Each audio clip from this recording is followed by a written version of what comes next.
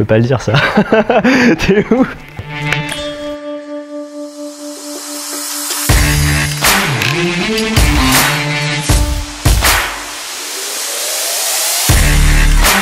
Je m'appelle Mehdi Cornier, j'ai 24 ans et je suis CEO et cofondateur du groupe 2Empower. Ce que je voulais apporter aux étudiants quand j'ai créé Mage en prépa, c'était du contenu pédagogique, académique, de qualité, parce que ce qui était gratuit sur internet n'était pas forcément très qualitatif, et en revanche ce qui était payant ne l'était pas non plus et était discriminant. Donc je me suis dit gratuit plus contenu académique, c'était un positionnement peut-être d'océan bleu aujourd'hui on dirait. En fait, quand on est en grande école de commerce, on a le temps d'avoir des cours et des assos à côté. Et ben moi, j'ai mis de côté l'aspect associatif de ma vie étudiante pour faire ma boîte. Et du coup, ça permet de gérer les deux. Je pense que la jeunesse est un atout dans la mesure où on peut être peut-être beaucoup moins modéré et plus radical dans ses positions parce qu'on a toujours l'excuse de dire « Ah bah je savais pas comment ça fonctionnait ». Et du coup, le fait d'être jeune a permis très rapidement d'avoir une vision très radicale et donc de faire bouger les choses et d'être très agressif dans notre approche de marché. Au début, beaucoup de directeurs d'école nous voyaient arriver, étaient en mode « T'es qui toi ?» Le média de référence, c'est Espace Prépa.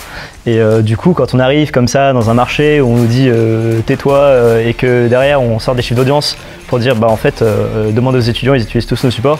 C'était certes au début compliqué de se dire je sors de nulle part, mais de l'autre côté, comme on avait l'audience des étudiants, bah, très rapidement on a trouvé cette légitimité étudiante pour percer et finalement ces critiques se sont vite tues et aujourd'hui on en est là. En fait j'étais à vélo. Et je me disais qu'on pouvait plus s'appeler Up2School parce qu'on avait lancé d'autres plateformes comme celle de financement étudiant Up2Finance.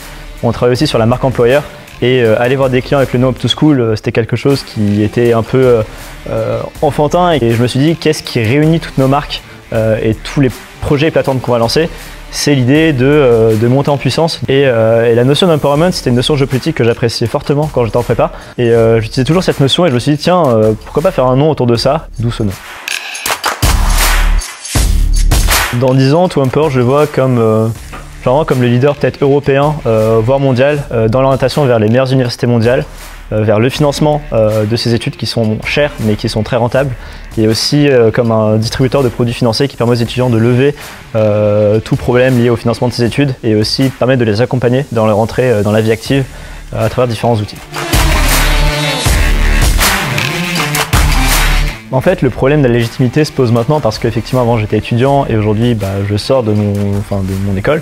Et en fait, ce problème-là est compensé par un autre avantage qui est que maintenant je suis vraiment à temps plein sur mon projet. Et je pense qu'effectivement, en termes de légitimité, on perdra un petit peu en contact avec les étudiants, c'est sûr et certain. On ne pourra pas être aussi proche qu'en étant H24 avec eux. En revanche, et c'est aussi là l'aubaine qu'on a, c'est que en étant diplômé, j'ai pu apprendre des choses, j'ai pu me faire un réseau et désormais je passe à la phase suivante où on doit toujours avoir des contacts avec les étudiants, d'où le rôle d'ambassadeur qu'on peut avoir auprès de nos rédacteurs étudiants qui sont sur Mage en prépa, sur Business School et sur tous les supports. Et de l'autre côté, moi ça me permet d'être à temps plein pour gérer des salariés, pour gérer des équipes.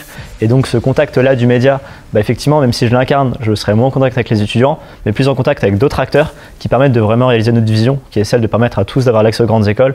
Et l'accès aux grandes écoles ne passe pas que par parler à des étudiants, mais aussi parler à l'écosystème qui est très global. Dans 10 ans, pour moi, le monde du média étudiant aura fusionné avec celui peut-être des plateformes, dans la mesure où le média ne peut pas se contenter de rester un simple média, mais aura pour moi accès à une audience qui pourrait être mieux monétisée par le fait de pouvoir accompagner les étudiants dans leur orientation. Et donc nous, on prend ce côté-là et on croit en cet avenir-là en prenant le business model des grandes écoles. Le game changer qui m'inspire, moi, c'est Elon Musk. Alors aujourd'hui, tout le monde en parle, mais moi, c'était déjà mon personnage préféré, peut-être dès 2012-2013, parce que je trouvais incroyable cette détermination à voir des marchés, à les analyser, à travailler comme un fou et à se dire, en étant rationnel, en proposant des choses peut-être, en me donnant plus que d'autres, je peux réussir à faire quelque chose. Et il a toujours cette mentalité de tout réinvestir. En tout cas, cette mentalité d'Elon Musk de se dire, je peux changer les choses, c'est énorme. Le conseil que je donnerais aussi aux grandes écoles qui veulent s'adapter aux réalités de demain, c'est, je pense, d'appliquer à elles-mêmes, à leur management, à leur manière d'être avec les étudiants, ce qu'elles sont censées enseigner pour justement changer le monde. Une école bien managée, une école qui a des relations avec ses étudiants qui répondent à ces principes, pour moi, sera largement gagnant dans le monde de demain et formera de bien meilleurs étudiants qui seront capables d'avoir ces principes-là dans leur vie professionnelle plus tard. C'est vraiment le plus important. Je dirais que les bonnes qualités d'un game changer, c'est vraiment de ne pas se donner de limites et de se dire que son action peut avoir un impact colossal et se donner les moyens de le faire. Pour lâcher prise, mon secret c'est de faire vraiment beaucoup de sport. C'est-à-dire que je dois en pratiquer une dizaine d'heures par semaine et souvent des sports d'endurance comme la course à pied ou le vélo, et ça me permet vraiment de lâcher prise, de pouvoir laisser mon esprit voguer, divaguer. Et c'est souvent là que j'ai les meilleures idées en business, enfin le nom business school, le nom major prépa, tous les autres noms viennent d'activités sportives. Il y a deux podcasts que je retiendrai, qui sont deux podcasts de vente, parce que ce qui fait vivre une entreprise, c'est de vendre et non pas de lever des fonds, etc. C'est les deux podcasts de Gavril Gourovitch. Donc il a un podcast B2B qui s'appelle Dans l'arène, qui est excellent si vous exercez dans les fonctions, si vous avez un business B2B, si vous voulez vendre à des entreprises. Ça permet d'avoir une vision très claire de comment vendre à une entreprise et de comment être sur des deals plus gros. Et de l'autre côté, il a un podcast qui s'appelle Growth Makers, qui est plus sur le B2C et qui est un podcast qui permet de travailler ses communautés, qui est très technique.